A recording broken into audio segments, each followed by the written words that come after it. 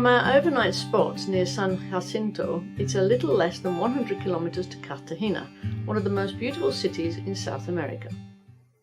We moved into an apartment in Cartagena just to get out of the heat for 3 days and have a shower and things like this. Cost us about $22 a night. This is the old Castillo in Cartagena. We're not going in. Too hot. Helen is under 2 umbrellas now. It's a little windy, but it's very hot. So we're walking into the old town now. Our apartment is only 1.5 kilometers from the historical centre of Cartagena. It's perfect walking distance for us. Cartagena is a large city with a population of around 1 million and a major port on the northern coast of Colombia in the Caribbean coast region. With 40 degrees centigrade in the shade, it is super hot here. Thank God there is a slight breeze coming from the ocean. Our first stop is the neighbourhood of Getsemaní, with its colourful, narrow streets. Once a district characterised by crime, Getsemaní has become Cartagena's hippest neighbourhood and one of Latin America's newest hotspots. This is a cool place here. Helen fits right in with her t-shirt. It's so hot. They just put out a pool here.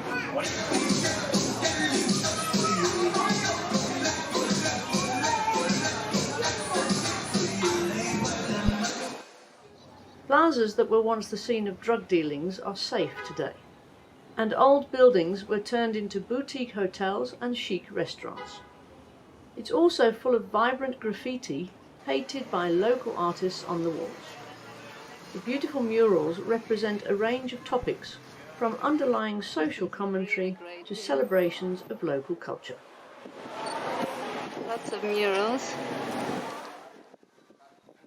It's fun to explore every corner of this neighbourhood, and we are inspired to add our own art to the mix. Helen is getting the wings in the shade.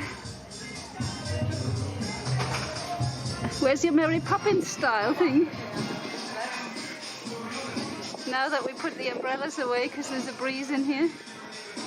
There we go. Let's dance, baby. Give me your all.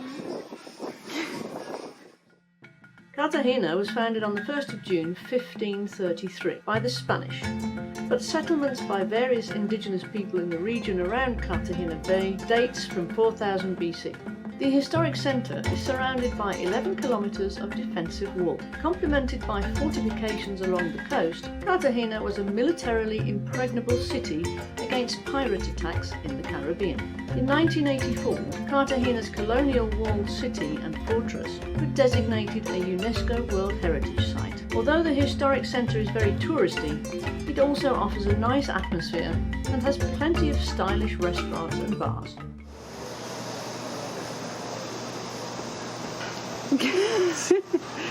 This is really dangerous here. Yeah, you really have to watch it here in Cartagena. There's some really old buildings here. This is one of the houses where the signer of the independence actually lived.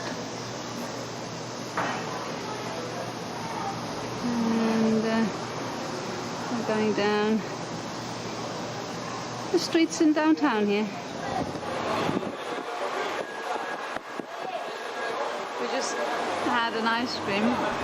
I couldn't take a photo while I was having mine because it was melting faster than I could possibly eat it, but it was really yummy. Helen managed to eat hers without dripping it all over herself. It's so hot. But it was actually a nice food, wasn't it? Mm-hmm. It wasn't cheap actually, but it was great to have.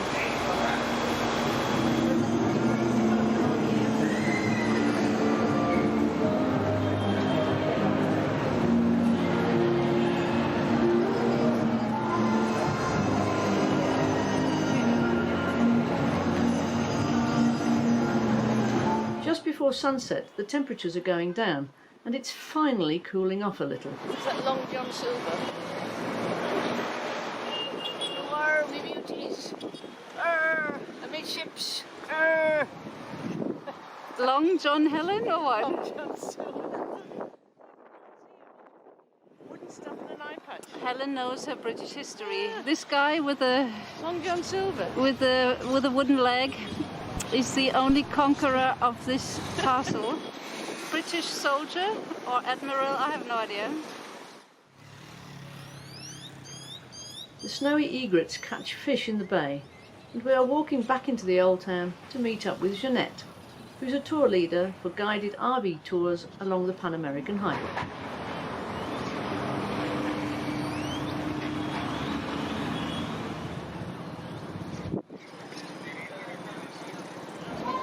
Lots of people are out and about now.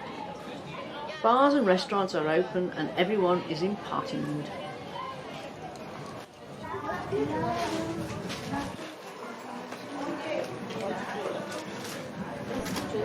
Hier ist Jeanette beim Fotografieren und Helen guckt ganz begeistert. Jetzt hat sie 2 Fotografen.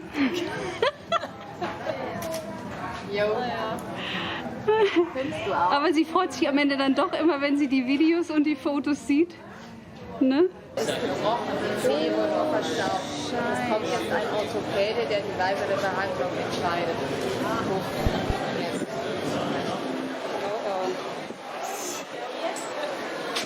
Tourguide bei Seabridge sein, das ist wirklich nicht einfach.